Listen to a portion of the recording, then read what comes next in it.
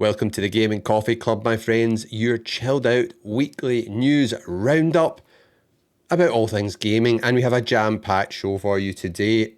In particular, we have got a whole bunch of game news like DLC which has been shadow dropped, release trailers, and games being announced. Alongside, we've got PlayStation 6 news as well, which we will dive into. We've got some PlayStation AI news about the future, which we need to talk about, as everything is AI these days, isn't it? You know, apart from us right here, we ain't AI. We are real, raw, unfiltered, human content.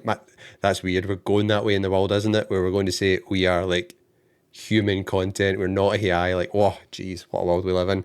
We've also got some chat about Bungie. It's not going too well over there. And we have also got a big gaming event which has been announced. And also some GTA 6 news. We can't forget about that. So let's dive into the quick news right away. Grab your Gaming Coffee Club mug from the merch shelf down below, or head to purepsx.com and let's get right into the news. Big DLC drop for free for fans of Resident Evil 9 Requiem. We have got the free Leon Must Die Forever minigame, which has been added to Resident Evil Requiem, and it looks a lot of fun. It's basically a roguelike update here, and you can play once the main campaign is complete. You'll then unlock this mode, which looks cool, where you race against the clock to fight through areas you visited previously, all with stronger enemy variants, and 5 increasing difficulty ranks and new enhancer abilities. Now, we've got to feel sorry for the zombies being stuck in here with Leon, because this looks freaking awesome. Even if you're not, huge into horror games, this looks like it will be a lot of fun, and it's a great free update and addition to an already, amazing game, probably one of the best games of the year based on all the reviews. I've still not played it. I will get round to it at some point. The backlog struggle is real, but this is a nice update, and this is the kind of update I like to see from developers. Free updates, just adding to the game, making the overall package even better. So, will you be jumping in to Leon Must Die Forever? Sound off down below in the comments. Maybe you've played it already. Let us know your thoughts. Now, one of the most underrated co-op shooters, in my opinion, from a few years ago was actually Aliens Fireteam Elite. If you're an Aliens fan, you all know I'm not into horror, but the second Aliens movie, Aliens, was just an absolute banger. It kind of leans more into action, and I thought Aliens Fireteam Elite captured this perfectly. I don't know if it was a huge success. I did play this a lot when it originally launched. I think I got this on Xbox, and now we've actually got a sequel which has been announced, and the trailer's on screen right now if you're watching this, and it looks freaking awesome. The girl we just saw on screen there just looked like Vasquez there from the actual movie. So it looks really, really good, really intense. And the thing I like about this game, 4-player co-op. Playing this with 4 of your buddies, fighting off tons of xenomorphs, absolutely fantastic. You've got new guns as well, it's been added, and a nice update for a game like this. Crossplay has been added, so you can play with your friends on PlayStation, on Xbox, and on PC. So this was the world first reveal trailer, which was shown on IGN, and the actual gameplay just looks awesome. The visuals just look even more realistic than the first game. It looks really, really good. I definitely want to check this one out. The first one was a lot of fun. The flame effects there just look spectacular. The pulse rifles, sign me up. So this, we don't actually have a release date yet, but it is releasing during summer of 2026 on PlayStation 5, on Xbox Series console, Steam, and on Epic Games. So, summer 2026, not long to wait. So hopefully this is pretty soon, and we can start working our way through some of these missions and some of these boss fights. Aliens Fireteam Elite, who's up for this? Sound off in the comments. May 19th is fast approaching, and you know what that means? That is Forza Horizon 6 Day, and we actually got the official release trailer here, which looks amazing. I'm a sucker for these games. I have never played a Forza Horizon game which I've not thoroughly enjoyed, and I think it's going to be just more of the same in Forza Horizon 6, going by everything we've seen so far. all of these big kind of showcase events, just racing about the amazing landscape. I mean, they do such a good job at like cramming whatever, country or city it's set into a smaller version, which you can explore and have a lot of fun with in your cars, buy houses about the place. And it's Japan this year, if you didn't know. If you've been living under a rock, it is set in Japan. I cannot wait to race about Tokyo in my Nissan Skyline, my RX-7, you name it. And 550 real world cars are in this game. It looks a little bit different as well, like the kind of story to it as you go over there. I think you go over as a tourist and then you kind of work your way up the ranks. I'm really excited for this game. The only downside is it's not launching on day one on PlayStation, so it makes that wait a little bit. Will you be playing it on day one on Xbox? I will be. I can't wait for this. I need to play this. I just love these games. The Forza Horizon series was the game which made me pick up an Xbox One S. I got the white One S bundle with Forza Horizon 3, which was set in Australia, and I was blown away. It was absolutely spectacular.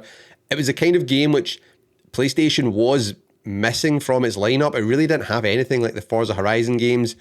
Now we've got Forza Horizon 6. It's launching on May the 19th on Xbox, on Game Pass, and on PC. And then they say it's coming later on in the year to PlayStation 5. However, there is a whole bunch of chat around about exclusives potentially returning to Xbox. So could Xbox's new CEO, Asha Sharma, pull the plug on Forza Horizon 6 coming to PS5? I actually think that would be a good thing for the Xbox franchise in the long term. I don't think they'll do it though. Forza Horizon 5 was a massive success on PS5. They want that PlayStation gamer money because PlayStation games sell way more on PlayStation, much bigger install base. The customers buy way more games. Unlike Xbox, it's a much smaller install base, and a lot of the gamers there are more used to and conditioned to just waiting for games on Game Pass. This will launch day one on Game Pass, so I don't think they make as much money as they do from actually selling the games. So I think this will arrive on PlayStation, probably in time for the Christmas holidays. I'm thinking could this maybe launch sometime after GTA 6? Maybe in December they launch this, or would they maybe come along a little bit before that? Maybe October? Who knows? Will you be checking this out on Xbox or PC, or are you holding off for the PS5 version? This is going to be insane on PS5 Pro. I may need to double dip and get both. Now, Pragmata, amazing game. I've played that, as you probably know if you've watched the channel much. Really, really good game. One of my favourite games so far this year. I've not finished it yet, but I'm a fair way through it. Plan is to get it finished sometime soon and get on to the next game. But the backlog struggle is real, people. And it has now hit another milestone. In 16 days, so it's only been out for 16 days, it has now sold 2 million copies. This is amazing to see. This franchise is just going from strength to strength, and you need to give Capcom a pat on the back here because it is a new franchise, which is always a big risk in this day and age. That's why you see so many remakes and remasters, because game development is really expensive. They kind of want to guarantee success almost, which is why I think you see a lot of the innovation and the new cool fun games and ideas coming from indie studios versus, bigger developers. But Capcom have went for it and it's paid off. Also, I think the game's amazing, right? So that's the first thing. It needs to be a good game. But second fact I would say is the price. They did not come out with this being like $70 or even more than that. It was like $50. I think I paid £50 or £45 for the game here. So that to me is a fair price for a new game. I got this on launch day, picked it up, bought the physical copy. Awesome game. Zero complaints. So glad to see all the success they're having. And I guess then it begs the question, could we see some DLC for Pragmata or even a sequel? What do you think? Let me know in the comments. Would you like to see that happen? Or would you like this to be one and done? Now, in our last bit of quick news, this is good news for anyone who has picked up Starfield for PS5. I enjoyed playing this game when it launched. I checked it out and It did run okay for me, but it did crash on my base PS5. On the PS5 Pro, I didn't really have any problems at all. And streaming from the cloud to the portal ran fine also for me. But there is a third patch for Starfield's crashing coming this week. They tweeted last week saying another Starfield game update is planned to release next week. This was last week, so it's coming this week on all platforms. Full patch notes will be available, but this will target multiple crash and stability issues and several gameplay fixes. We encourage you to continue submitting your info at helpbethesda.net if you encounter any issues. It does raise the question, how does a game this big in such a massive studio with, let's get real, they must have huge budgets over there, it's owned by Microsoft, release with so many bugs? I personally didn't experience them. I did have it crash, as I said, on the base PS5, and it was a full-on crash. The game just completely froze, and I had to go out to the PlayStation dashboard and close the game and restart it. But people are reporting this across the board. It's just not good. Come on, Bethesda, do better. Have you been experiencing crashes? Has this maybe made you think, I'm bailing out of this game? Some people have probably went and got refunds, I would imagine, if it was just crashing all the time for them. But hopefully this next round of patches will address all these issues once and for all. Fingers crossed. We've now got some PlayStation 6 news regarding its price and release date from this really good article over here on VGC, where Sony's president and CEO, Hiroki Totoki, has been discussing the latest financial results for the company, which were published on Friday. So this is all hot off the press. And he has said that the company is expecting income to be flat year on year because of an increase in investment for the next generation platform. So that's for the PS6. They're pouring cash into developing that right now. Who knows what that'll look like? Home console is rumoured. Handheld is also rumoured. I've also seen rumours of a lower powered console. So think about like Xbox Series X and Xbox Series S. I don't think that's a good idea. It supposedly is based off the architecture which will go into the handheld, so it'll basically be a handheld equivalent, but power-wise, handheld equivalent power-wise, but it will be a home console. I don't like that idea. I like the idea if it's the handheld which docks, like the Switch, but not just a lower-powered console. But maybe they're looking at these things because of the state of the economy and how pricey hardware is these days due to the AI boom. So let's see what happens here. Fingers crossed they take the right approach.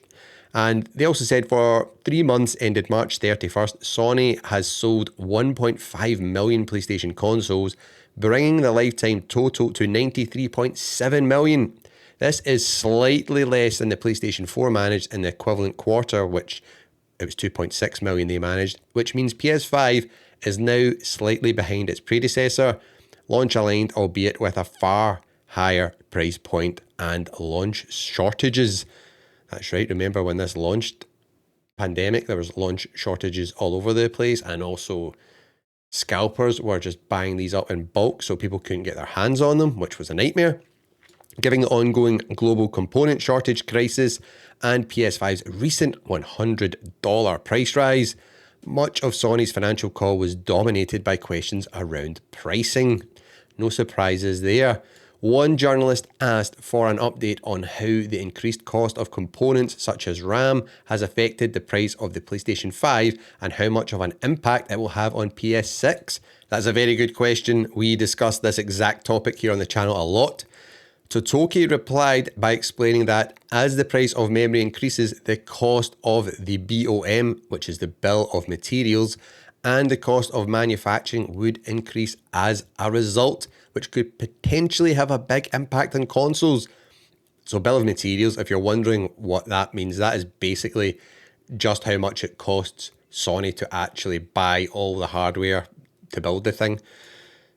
He also stated, however, that for the rest of the calendar year 2026, Sony has acquired the necessary volume of materials it needs and has, to a certain extent, agreed on the price itself.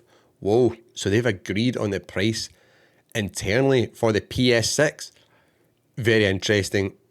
People, Place your bets down below in the comments. How much do you think the PS6 is going to hit at? Is it going to be under £1,000 or $1,000? I hope so. I hope they manage to get it under the price of the PS5 Pro. I'm just praying. See if they do that, and you need to buy the external hard drive, the external disk drive. Sorry, I think they'll be on to a winner. Even if it comes in at the PS5 Pro's launch price, so that for me was £700, and then I had to spend another £100 for the disk drive because that's what it cost me back then. I think that wouldn't be the worst thing. It's still really probably just too much for the masses. Who knows? Let me know your thoughts, right? So Totoki then moved on to PS6, saying there had not been an official decision on when to release the console and how much to sell it for, because the upcoming component situation isn't clear. What? I thought they just said Sony had acquired the necessary volume of materials it needs and has to a certain extent agreed on the price itself.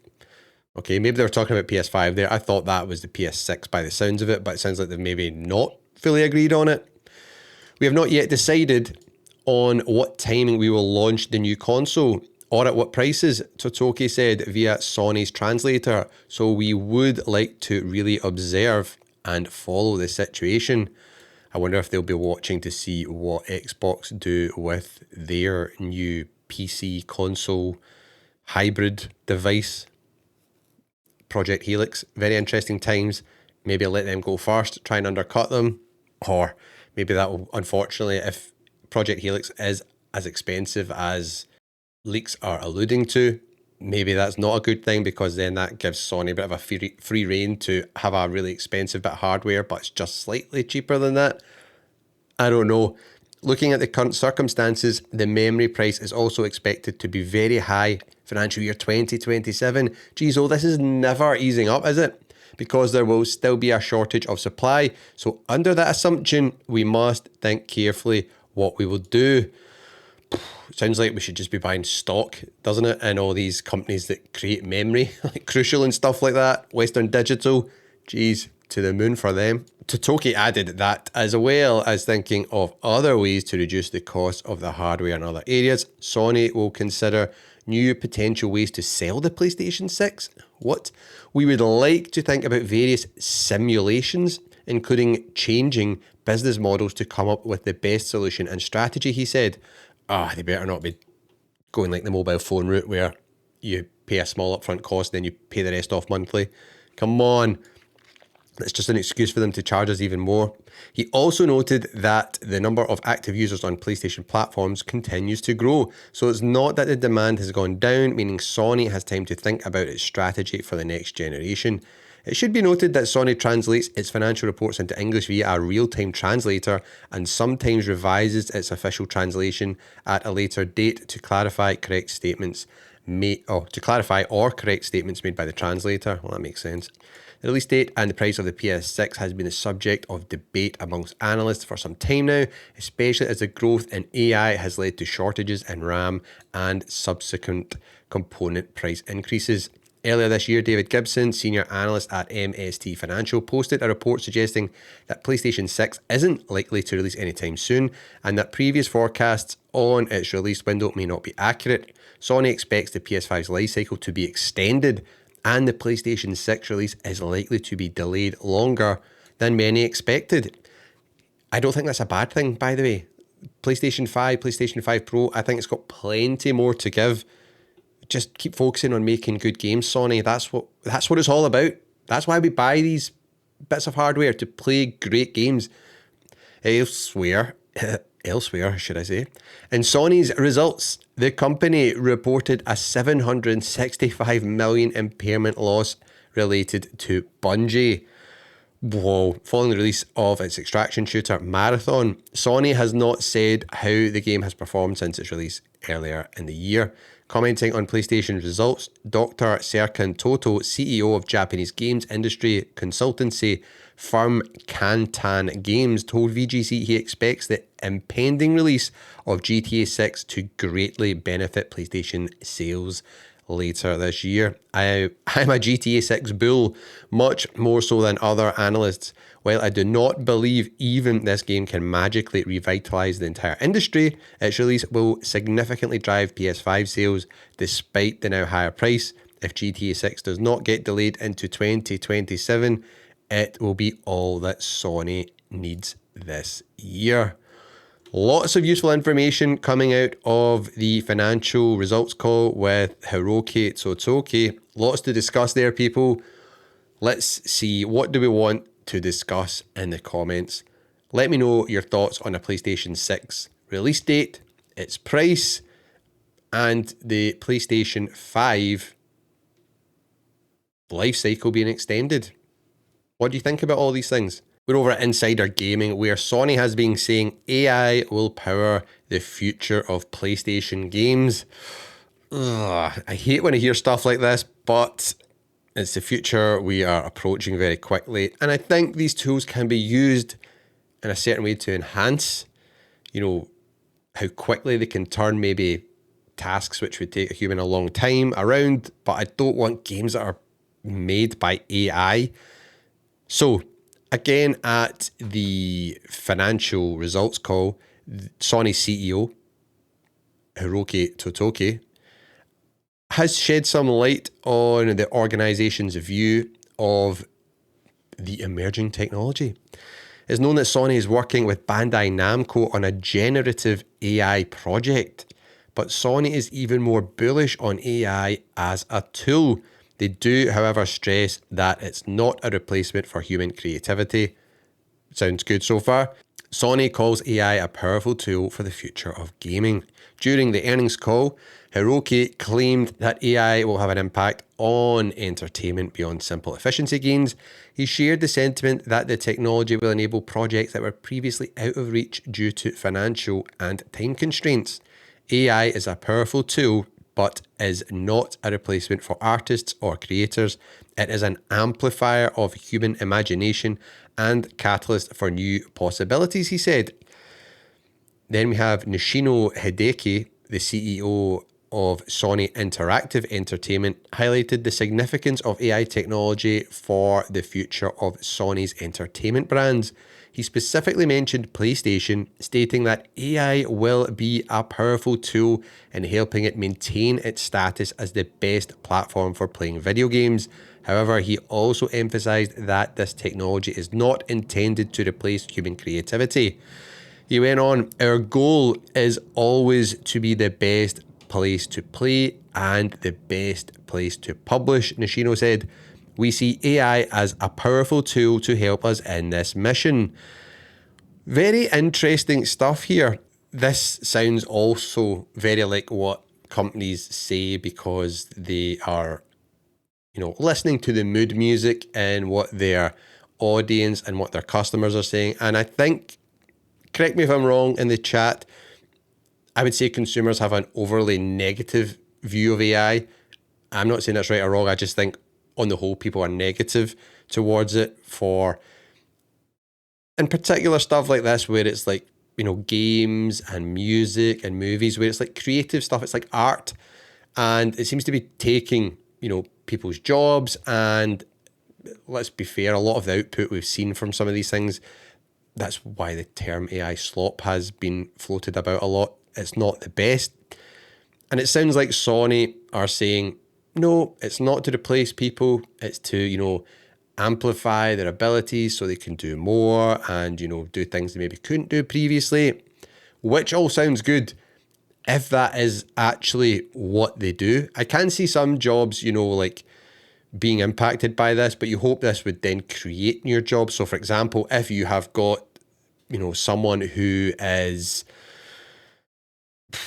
I don't know, some sort of maybe animator or something like this, it would maybe take them a long time to animate, some sort of character or something in a game or some visual aspect of a game. I don't know, I'm not a developer. They could do that a lot quicker now with AI, so you would hope that their job wouldn't, become extinct. It would maybe just change their day-to-day, what they're doing. So instead of physically animating, maybe they're using AI to help them do it. But it does, this I'm skeptical because I still just think a lot of these companies say what we want to hear and then they clear out people anyway and they just want AI to do it for them because right now it's cheaper. I think this is a bit of a false future though, because the companies that own all these AI models, you better believe they're going to want to claw every penny back they've invested and then some so they get some profit. So in the future, they'll be charging a fortune for licensing costs for all these different AI models and tools and agents versus it'll probably be a lot more than you'd actually have to pay someone a good full-time salary. So it's going to be interesting to see how this pans out. I just want to know all your views on this. Does this sound okay? If it's what they say is actually true, I think it sounds okay, but I don't know. You give them an inch to take a mile. I don't know how I feel about this. But not a replacement for artists or creators. It's an amplifier of human imagination and a catalyst for new possibilities. In particular for maybe actual, development of certain things, deploying code and I don't know. It should hopefully be used as a tool. But it's an interesting one. I wanted to bring this to you because we just see more and more and more about this. And we're probably going to see a lot of it come to light with the next generation of consoles from PlayStation and from Xbox. Interesting times ahead, my friends. Let's just hope AI doesn't scupper our consoles by making them so expensive because they keep buying up all the freaking hardware. Now we're over at Push Square for an article which I don't like because I think you all know I am pro physical games, not at the expense of digital games because I have a huge digital game library as well. I buy digital games. There's a lot of indie games which I can only get digitally. However, I don't want it to be all one or the other because I feel they both have a place for us. And as a customer, as a consumer, having options is the best and most powerful thing we can have. If it all goes one way and it's all only digital, I don't think that's a good future for us because with regards to ownership, preservation, and pricing, it all just gets a lot worse. For me personally, every new big game which comes out, I buy them all physically because they're always cheaper. They're usually about £10 cheaper here in the UK because you get all the big retailers. You've got Amazon, John Lewis, Asda, Game Collection, Shop 2. There's tons of them which all, fight against each other for the best price, either on pre-order or for launch. Whereas buying the game digitally, it's just $69.99. It's full price on the PlayStation Store, and it usually stays there for a long time. Then you maybe get a good digital sale years down the line where they have, a big reduction. That is why this worries me. Push Square are reporting that digital downloads have hit an astonishing 85% on PS5 and PS4 last quarter. And this is again from Sony's financial results for the quarter, which is just a treasure trove of useful information. That's why we're chatting about a lot of it this week. And this covers the 3-month period ending the 31st of March, 2026. So this means the average for the financial year as a whole tallied 78%, an increase of 2% year over year, and a record high for the brand. Whoa, that's huge. So 78% of games purchased on the platform were digital.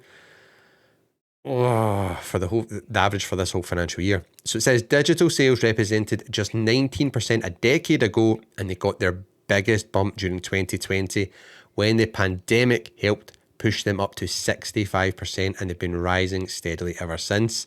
This all comes against the backdrop of a recent DRM scare involving the PlayStation Store, which prompted fears about digital game ownership. As it turns out, Sony implemented a new check-in feature designed to deter players from taking advantage of a refund scam, and nothing has materially changed to your experience. Digital games can still be played offline after a one-time check-in. There's a tweet here, and it says, an aside, it's worth noting that while there's been a collapse in both physical percent share and units, there will still be 70 million packaged game sold sold in the past year for PlayStation consoles. So yes, the digital ratio is set to surpass 80%, but that 20% is still tens of millions. Good point.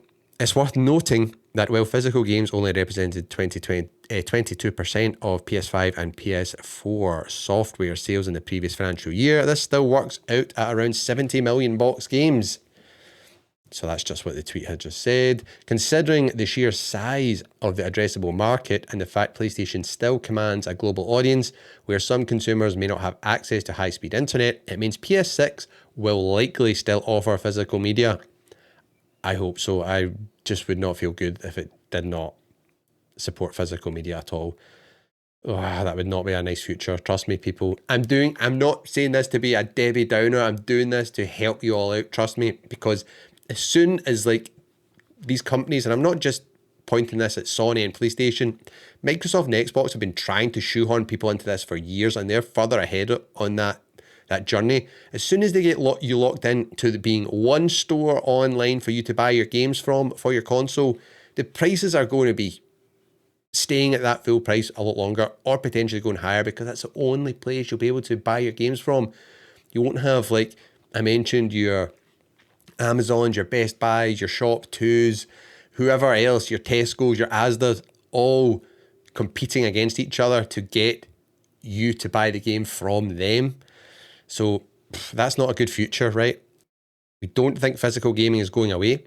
We just reckon it's going to become more and more prestigious, a bit like vinyl. The article continues.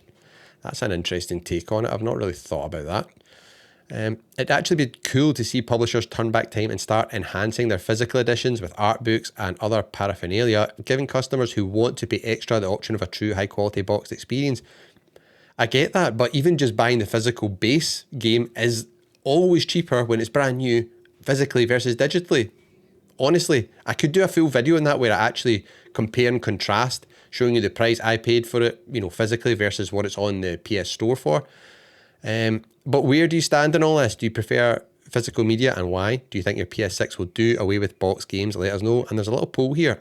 Do you still buy physical games for PS5 and PS4? Yes, I only buy physical games. Sometimes depends on the game or price. Rarely, no, I never buy. This is not a very good poll because I pretty much only buy new big games physically, but I obviously still buy digital games. Like, for example, I couldn't get Vampire Survivors or Balatro when I wanted them physically.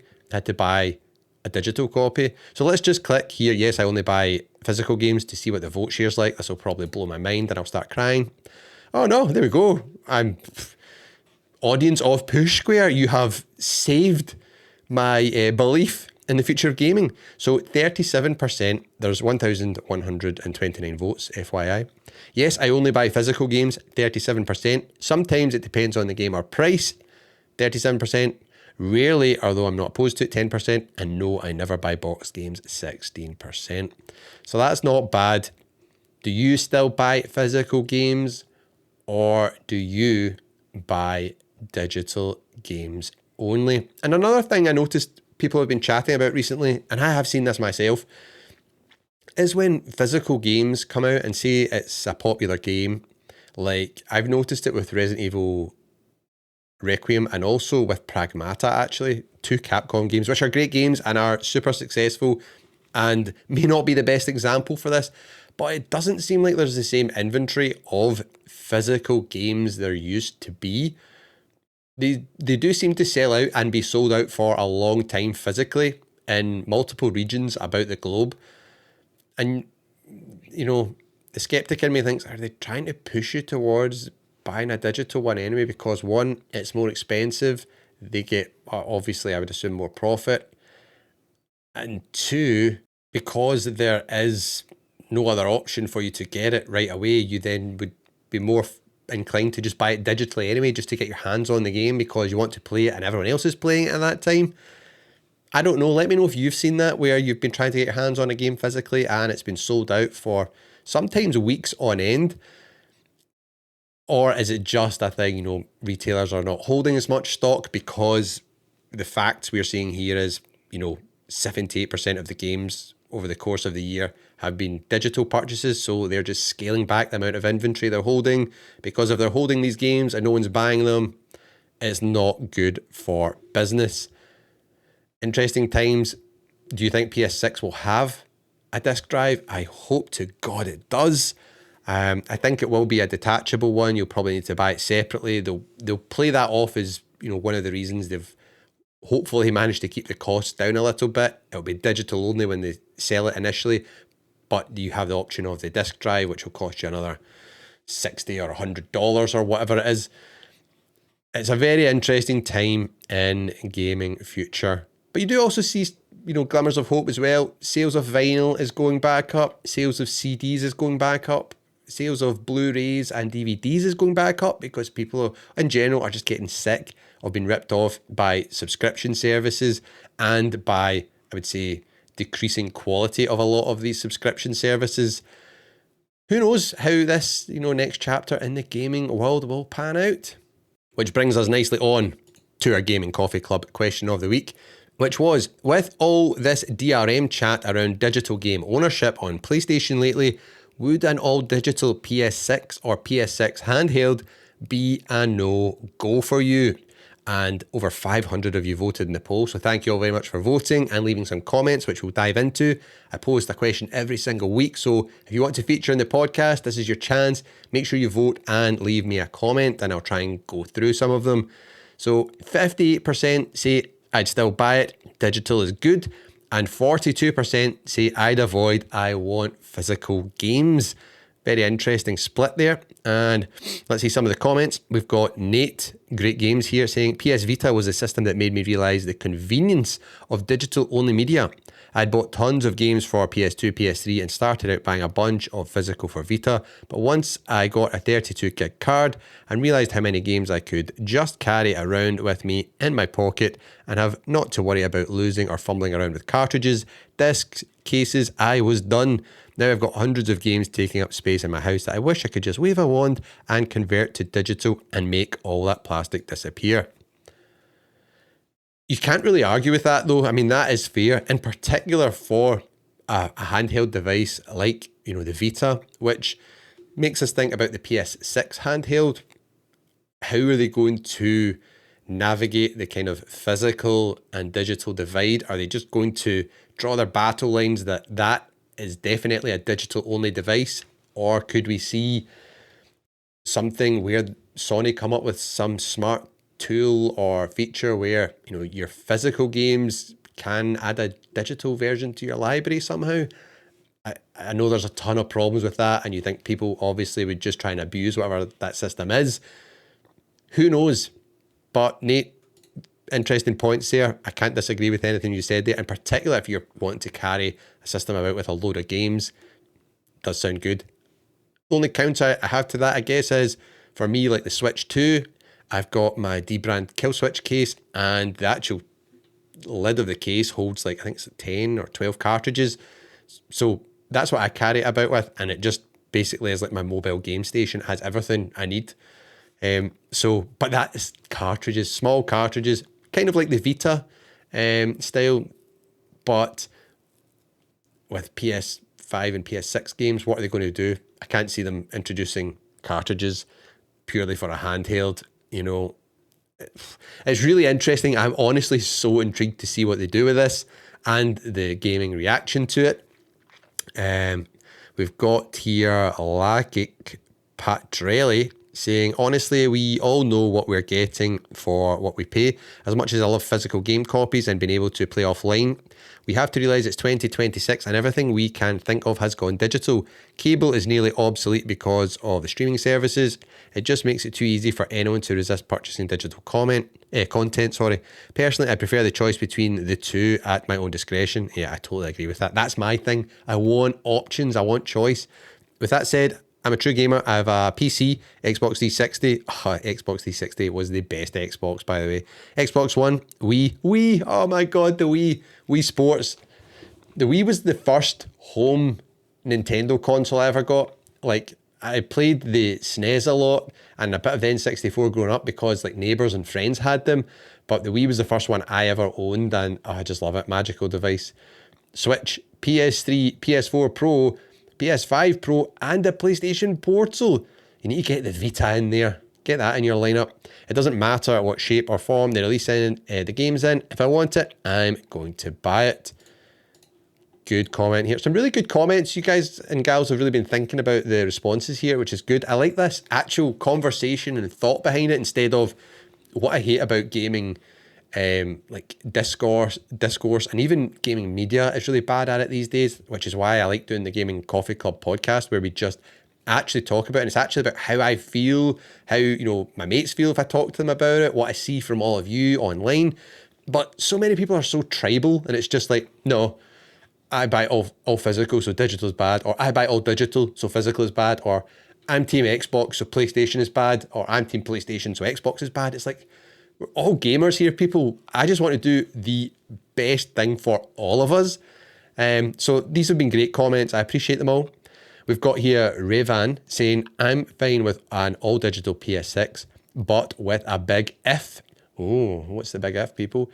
That being that Sony has to find a way to allow me to convert a PS4, PS5 disc into a digital license. That's actually a very interesting and good point as well.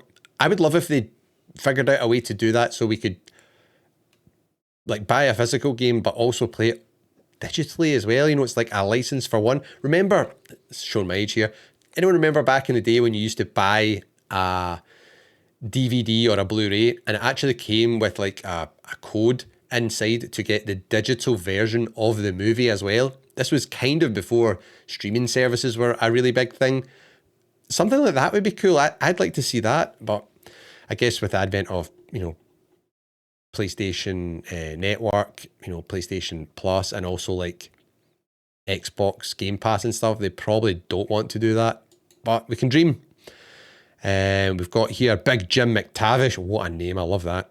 Big Jim is saying, the handheld will be worthless at the price point if it doesn't play games I already have in my library. If I have to buy a physical copy for a dedicated console and another for the handheld, it becomes far too expensive to manage. That's a key point right there. 100%. I actually find sometimes myself thinking about that even with the PlayStation Portal. So say you buy a game and you're maybe wanting to, you know, do the cloud streaming feature with your PlayStation Plus subscription, which lets you play your owned games, but you've bought the game physically. So for example, like me with Pragmata, and you're like, oh, you need to have it in your disk drive, for example. So I get this, and I think this would be just like exasperated massively when it comes to actually, you know, being able to play it at all. I think Sony would take the same approach they've done with the Portal, though. It's like, well, if you've got the console, just play it via remote play, which is just, it's not going to be the same for a dedicated handheld because you want to be able to play it with zero connection. You know, you could be in a tunnel or on a plane or whatever, just like the way the Vita was, you know. Big Jim went on, having digital games theoretically gives me the option to keep my PS5 Pro and be able hopefully to download a game from my library so that I can play it in a situation where Wi-Fi is either unavailable or spotty. All that to say, I don't understand the fear of digital games. If we want better tech with increased convenience, it is inevitable. Interesting points there. I agree with that. I don't agree that it's inevitable because I just don't think they've done it well. If it's inevitable to me, they need to give us true ownership of our digital games. So we need like a marketplace then you can sell your digital game. You know, we need to be able to, they need to take as well the approach of like good old games where it's like you own the game. You know, there's no DRM or any of that kind of stuff. And I actually just love the experience of buying a physical game for me personally. Like, see, getting the box, looking at the box art. I think that comes from being a kid. Getting a video game was such a huge thing. You know, like gaming's always been pretty expensive. So if your parents got you a game, it was like, whoa, you know, drive back in the car, you would just analyze the box for the whole car journey home. So you got home and slammed the CD or cartridge in your console and it was like, wow. So yeah, it's interesting. But There's no right or wrong. That's the whole point of this. It's good to have these discussions. We've got Mr. Bogjard. Since I subscribed PS Plus Premium, I haven't bought a single game. I don't care as much about the DRM. Seems like people keep forgetting that since day one, you've never owned digital games and movies on any platforms. You only buy a license to play or watch it. You even accept it in the terms every time you buy something. So people need to stop complaining, but I agree that it would be nice if we as consumers fully owned what we are buying of digital titles. But for now it works, and that's fine for me. Fair play, but that's why we need, I think, a bit of pushback, because you give companies an inch to take a mile. There does need to be change in this space. All good. We've got here Goku Gaming. I mostly buy digital because me and my mate share games, so one of us buys it and we can both play it, and it works out super cheap in comparison. But I will still never buy a only digital console, purely because I enjoy going into shops and buying cheap old games that I just never would have taken the chance on if it wasn't super cheap. Good point there. Though thankfully, I don't think that anyone will have to make this choice. They saw the amount of complaints with the digital PS5, and completely removing discs would be mental, so I doubt it will happen. There's another thing as well. I have this weird addiction of, and I love doing this just to chill out. I love just browsing eBay for old games. And when I say old games, I'm talking about, from PS1 generation right the way back up. And it's just so much fun, games you've maybe missed, game franchises you had as a kid, you maybe traded in or sold on or lost or whatever. And it's you can get some absolute classic bangers for just a couple of pounds. Buy them and they pretty much show up mint condition. It's just great. Whereas with digital, all that gets lost. And I do think as well about the sentimental side of things, you can, pass your games on to mates, on to family, on to your kids or something like that. If you've got kids, stuff like that is just really, really cool. And the whole digital side of that, a lot of that just gets lost. It doesn't feel as special. We've got Bitten by Tech. Has anyone else noticed lately, unless you buy a physical copy quickly, they're going out of stock so quickly? Call me cynical, but it's almost likely they're trying to force overpriced digital sales. That was just what I was saying in a previous section of the podcast. I've seen a lot of people think this or mention this. Have we got any responses here? We've got Nate saying, no, retailers are limiting quantities so they don't have a bunch of products sitting on their shelf nobody's buying until they eventually have to put it on clearance and lose profit. Definitely agree with limiting inventory. Bitten has responded, that's just good sense. The kicker is digital price. Good example, oh here we go. In the UK, Pragmata is $41.99 physical and $49.99 digital. Yes, that is what I was saying earlier. I don't get it. It's they should be charging us a lot less for these digital games. It's like the example I used to love. I remember in the news when the big supermarkets in the UK, so we've got Asda and Tesco, it's just your, I don't know, what have you got in America, your Walmarts and your Ralph's, if that's even still a thing, Ralph's Club or whatever. So there was a big outrage when they started introducing these self-scan checkouts or tills, whatever you want to call them, cashiers. And the outrage was that you, instead of having, you used to have the individual checkouts where someone would serve you. Say you took out 10 of them and you put in or you took out 5 of them, then you put in 10 self-service checkouts, and then there was only 2 people manning them. So there was a big reduction in the amount of staff. So people's jobs were kind of eliminated due to this. And the party line, which all the big supermarkets put out at that time, was, well, we will need less staff to run the store. Therefore, we'll pass on the savings to the customer, and your shopping will get cheaper. Now, if you go into any supermarkets now, there's usually loads of these self-scan checkouts, particularly here in the UK. Has the price of any of your shopping got cheaper? Are they paying their staff a lot more money? No. The people up the top, the big execs, CEOs, shareholders, big companies, they're hoovering it all up. We ain't getting nothing. And that's what I think's happened with digital games. They said a lot of that at the start as well. It'll be cheaper, because we won't have the logistics of sending the game to warehouses and then on to retailers and then on to the consumer or into the shops. We won't be manufacturing plastic boxes. We won't be burning onto and printing physical discs. Just download the game straight to your system. It'll be much cheaper, much more efficient, better for the economy, better for the environment, yada, yada, yada. That hasn't happened either. What's happened with, the price of these digital games? Who's pocketing all the extra money? You better believe it's probably the publishers, the marketplace owners. So Sony will be making a lot of money off of these. So will Xbox on their platform, for example. We ain't getting the benefit of it. So yeah, I think Bitten is spot on here. He went on and said, now the data download cost is that maybe at most 510p at the price Sony will pay for the CDN and egress traffic. If digital were the same price / cheaper, I'd have zero issues. Here in the UK, there's actually a class action lawsuit against Sony ongoing on the very subject. In my case, it's done to stop me buying more games if I can't get sensible prices. I think you're probably right there. It's all about the money. Follow the money, people.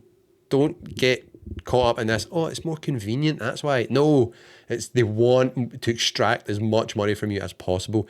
Companies are not your friends. That is their purpose. Shareholder return, not you. So people, get wise, do the best thing. Buy physical games. I'm just going to keep saying it. Keep buying physical games. I don't care how many of them you buy. Just keep buying some of them, people. We need to. If this appears, it will not be good. I'm like a broken record, and you're probably all sick of me saying this, but I really appreciate all of the comments. They were great comments, and I'll post next week's Gaming Coffee Club question in the next day or two. So head over to Pure PSX and look at the community posts page and get voting or get commenting, and you could feature in next week's podcast. Now let's get on to some more big news, and this is not good news. Is Bungie Sony's worst ever acquisition? Well, Polygon are reporting that Sony, in their latest financial results, which we spoke a lot about on the podcast, have done a 765 million write-down on Bungie. Wow. So Sony's 3.6 billion buyout of Bungie is not going well for the PlayStation maker. As reported in Sony's latest earnings, Bungie's owner recorded an 88.6 billion yen, which is 565 million US dollars, impairment loss against the developer behind Marathon and Destiny 2. That whopping figure is included in Sony's fourth quarter earnings, which ended on March 31st, or 4 weeks after Marathon launched. For the full year, Sony marked a 120.1 billion yen, which is $768 million impairment loss against Bungie. Earnings from Bungie's title portfolio did not reach our expectations, so we downwardly revised our business plan and impaired the full amount of the fixed assets related to Bungie except for goodwill, Sony CFO and corporate executive Lin Tao said in comments.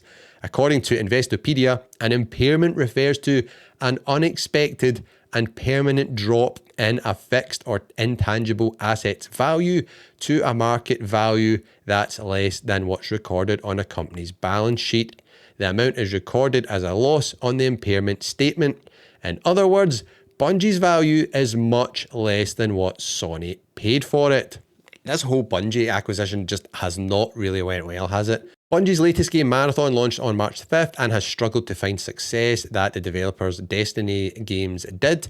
On Steam, Marathon peaked at 77,358 concurrent players in its first month and is now hovering between 4,000 and 17,000 concurrent players based on data from Steam charts.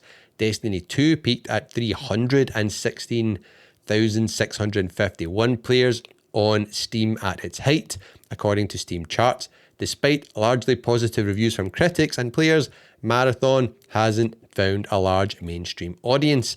Sony's Tao acknowledged the game's performance in official comments, intimating that Sony remains committed to Marathon's ongoing development. Player reception to Marathon is strong, with the game receiving a Metacritic score of 82 and more than 90% of the player reviews on Steam being positive. Engagement metrics such as retention also remain high, at a high level. Tal said, going forward, we aim to improve the performance of the game by working to retain highly engaged core users throughout the introduction of additional content, further improvements in the gameplay experience, and expansion of the user base. Very, very interesting. So Marathon's available, it's this cross-platform because it's a live service game. It's available on PS5, Windows PC, and Xbox. Is Bungie the worst acquisition which PlayStation has done? What do we think? Do we think Bungie should have just maybe made Destiny 3 instead of going on to Marathon? I don't know. This is a weird one. It's so interesting. This is the studio that originally brought us the original Halo games, which were just absolutely like earth-shatteringly good. They were just like the king of multiplayer back in the day. Halo 3, you could not get more fun playing a game online. It was just epic. I'd imagine a lot of those people have potentially left the studio since then. When I played Marathon, extraction shooters aren't my jam. I loved the world building and the visuals they'd done there. I would have loved to have seen like a single player campaign, like story set in that world. That would have piqued my interest. I would have been really interested in this. Could they maybe pivot Marathon to be kind of PvE instead of this, PvP extraction shooter? Or add that in as a mode? What do you think Sony should do with Bungie? I hope that they're okay. We keep hearing about all these job losses in the gaming industry, which is just shocking. It's actually wild how many people have lost their jobs over the past year or so. So we don't want that to happen, but we want them to, I guess, find their mojo and get back to winning ways. How should Bungie go about doing that? Sound off in the comments. Now on to some good news here. On Push Square, they're reporting about PlayStation's preservation efforts, which is great news to me because we could see some dormant classics returning to PlayStation, which gets me really excited. And I just often sit and think, like, Sony has an absolute wealth of IPs which they own, which just seem to be doing nothing. There's so many amazing games which they could, get people working on, which I think people would be really happy about. Anyways, let's see what this story's all about. We've known for a good while that Sony has established a team within PlayStation that's specifically concerned with preservation. Good stuff. It's spearheaded by Garrett Fredley, senior build engineer of IP preservation. The team's work is predominantly about archiving PlayStation's historical games and related materials. The idea is that doing so allows for much easier access to source code, documentation, assets, or whatever might be needed, and even lays some of the groundwork for potential re-releases. Fans were reminded of this work today when Fredley shared the post below. And he posted on Blue Sky saying PlayStation's preservation journey is on its way and we're not looking to stop anytime soon. Being able to share our vision, work, hopes and the dreams with Sony leadership was a special moment for our team and I'm excited to see where we go from here. Very cool. And the screenshot he is presented of his slide deck for his presentation, I assume this is, some good games right away you can call it there. So we've got Parappa the Rapper we noticed there. We've got Wipeout. We've also got Ape Escape. Some other ones I can't even see really. Sly Cooper's up the top there. So lots of cool stuff. Lots of exciting stuff. Very exciting stuff here. So the article continues with all the preservation, with a presentation all about preserving Sony's wealth of video game IPs. It seems the company's higher-ups have been briefed on the work his team is doing.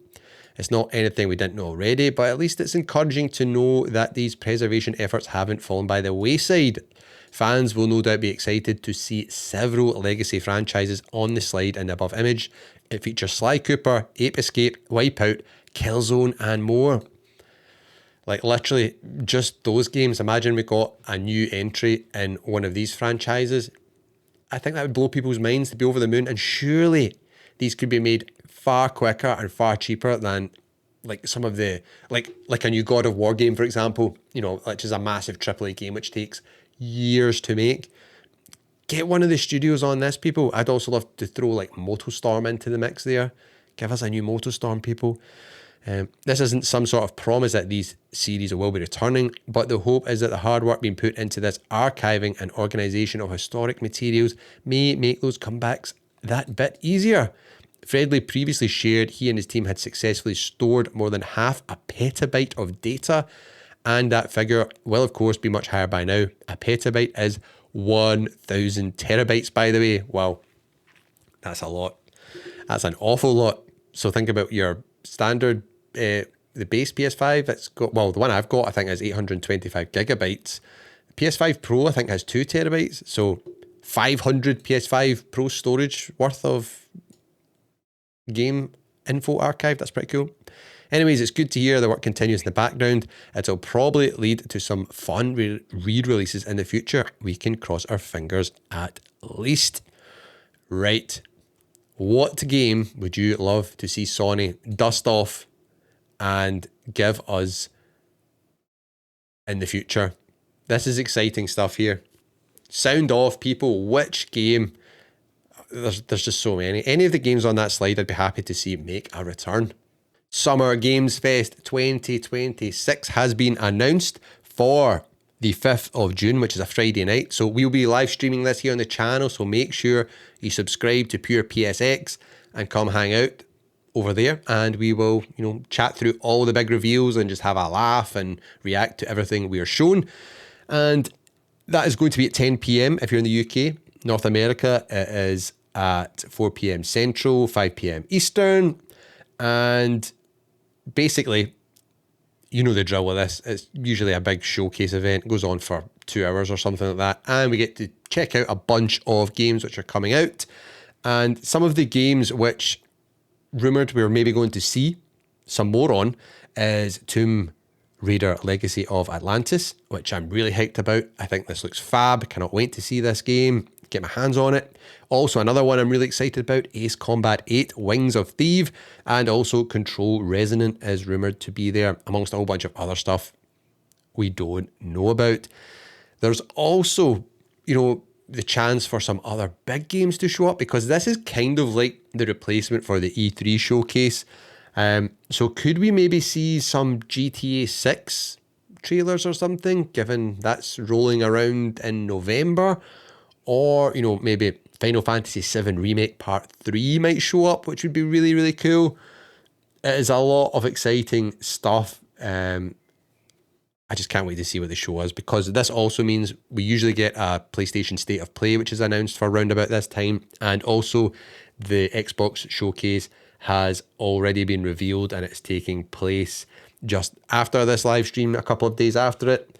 So what are you hoping to see this year? What are your hopes and predictions? And remember, on Pure PSX, we will be live streaming this and reacting to everything. So make sure you tune in for that, as I'd love to chat to you all in the comments. We always have a laugh and a good time when these events are on. It's much more fun watching it together than watching it on our own. Summer Game Fest 2026, Friday, June the 5th. Be there or be square. Now we've got a report from Bloomberg, which is basically hinting that PlayStation has seemingly landed a GTA 6 PlayStation 5 marketing deal. Now, PlayStation has had these kind of marketing deals with multiple GTA games in the past, so this doesn't really surprise me. But in an interview with Take-Two CEO Strauss Zelnick, the executive was basically getting quizzed on a whole bunch of stuff, and the decision to launch GTA 6 on just PS5 and Xbox Series X, and leaving the PC version until later on. And Zelnick said that the window of console exclusivity was not related to the company's marketing deal with PlayStation maker Sony Group Corp. So he's kind of inadvertently let the cat out of the bag there, potentially.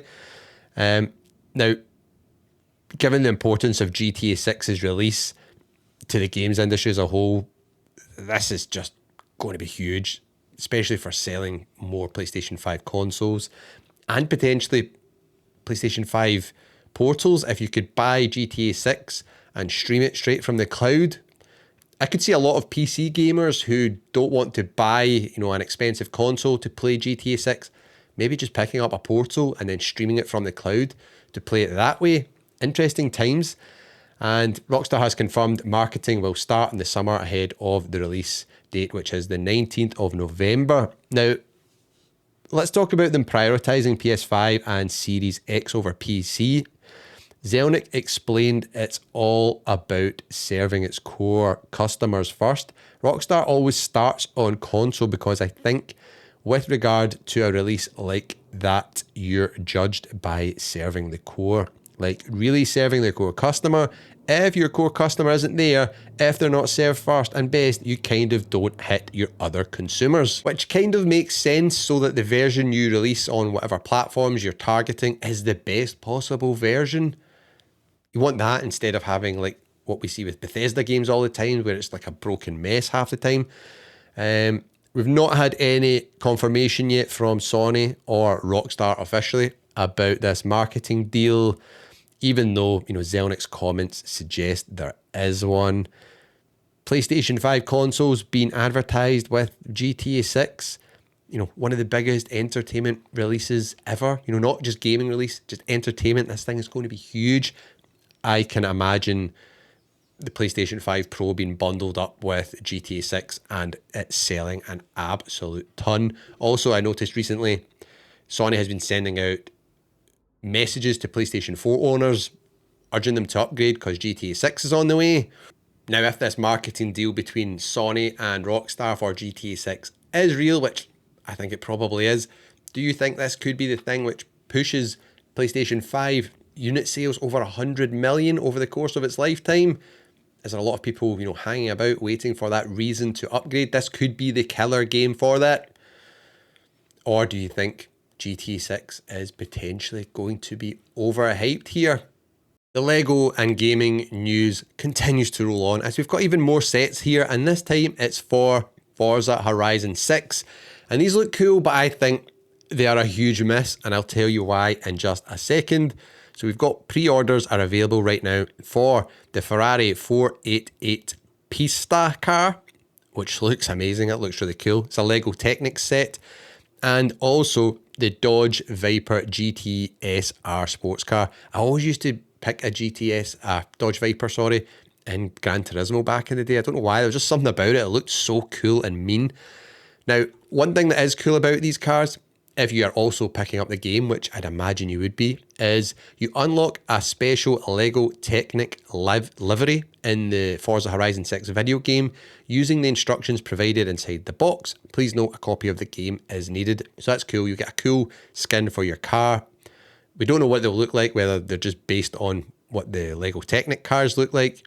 Either way, it's a nice, little addition. So you buy that and you also get something in the game. Now, what I think the big miss here is Forza Horizon 6 is set in Japan, as we all know. Why have we got a supercar from Italy and one from the United States? Where is the Japanese cars? I know they already have, they had the Fast and the Furious, the little Nissan R34 GTR, which looked amazing. Give us something like that though, instead of these cars. Do you know what I mean? Do you not think this is a big miss? I even feel that with the Forza Horizon 6, the box art. Why have we not got a Japanese car on the front of it?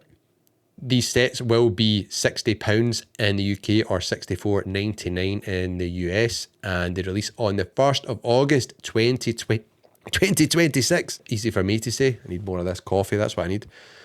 Will you be picking these up? I'm not a fan of LEGO Technic. I don't think it looks as good as the standard LEGO sets. So yeah, I'd be giving these a miss. I don't think these look as good as well if you just want them to sit on your setup. Or even maybe for kids playing with, I don't know. What's your thoughts, people? I think I'll be giving these a miss, but I definitely will not be giving Forza Horizon 6 a miss. I cannot wait to play that. It looks freaking awesome. And that wraps up this week's Gaming Coffee Club podcast. Hopefully you enjoyed it. If you did, subscribe, like, follow, whatever it is you do, wherever you're watching or listening. And remember, Have a great week, and we'll see you next week for even more gaming news. Cheers.